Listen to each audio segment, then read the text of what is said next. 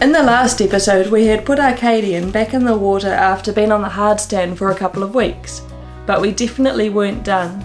There was still lots of work needed to be done inside the boat.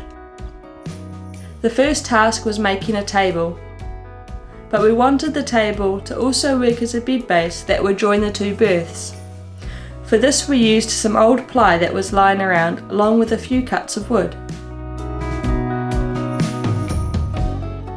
We were going to use one round leg, so needed some bracing on the hull for the plate to attach. Holes were cut into the floor to allow for the leg, but not all the way through the floor because then our boat would sink. We then had a table that could be easily removed and fit into the space between the berths. But there is a bit of admin involved in swapping from a table to a bed.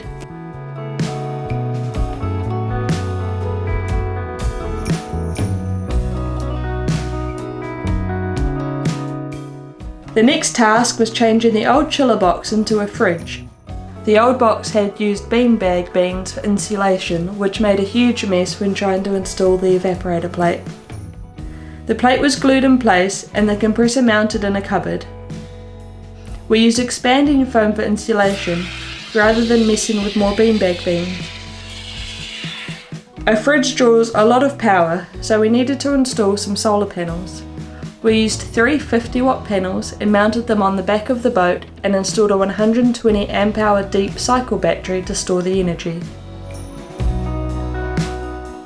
Tyrell figured he would try and get up the mast to change the bulb for the anchor light and have a quick look at the rigging, but didn't have a harness, so tried making one after watching a YouTube video. His mast climbing abilities were not quite up to scratch and he only got about halfway before packing it in. Tyrell might need to join the gym. I tried my hand at custom sign writing and wrote Arcadian on the front of the boat. It looked stunning.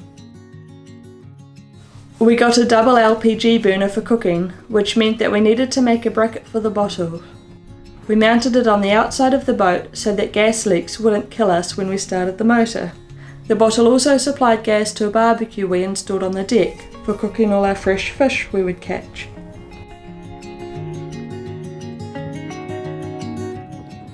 The next big job was installing the toilet.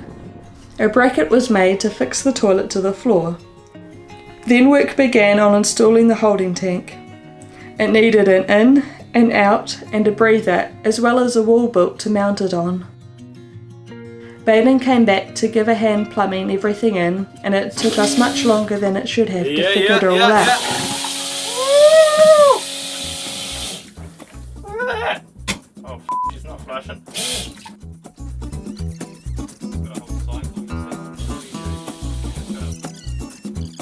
You just click massive splashback. No, because right? the whole point of a toilet being filled up is so that you don't get stains. What if you shine like a torch on it? Which doesn't be plumbers. At this point we took a break to play some more bridge, this time the New Zealand pairs at the Matamata Club. Tyrrell Glass and Charlotte Jager. First, well done, you two. We're coming happily and piano. Arcadian was ready for our practice sail, so we took Wendy, our hostess, and her grandkids out with us. But when we came back in, we botched the docking, or rather Tyrell botched the docking. He drifted into the rope separating our berth from the neck. The rope got caught in the prop, and so it was up to him to go swimming to cut the rope. Starting the engine with a crank was getting a bit much.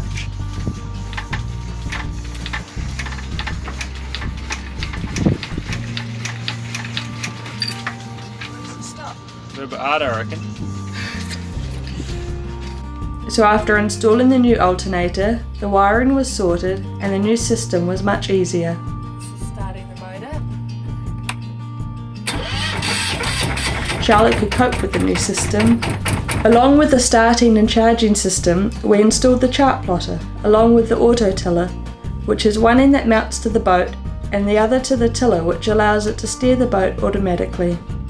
This allows more time for dolphin spotting.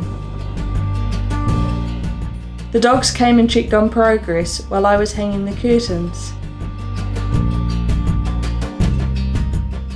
Andrew, another mate from Auckland, also came down to help.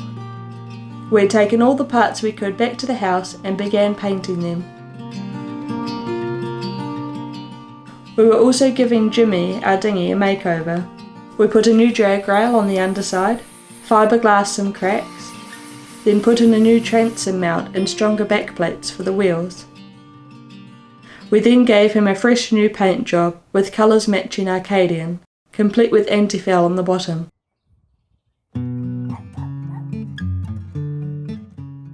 Stay tuned for our next episode to see what happens to Jimmy.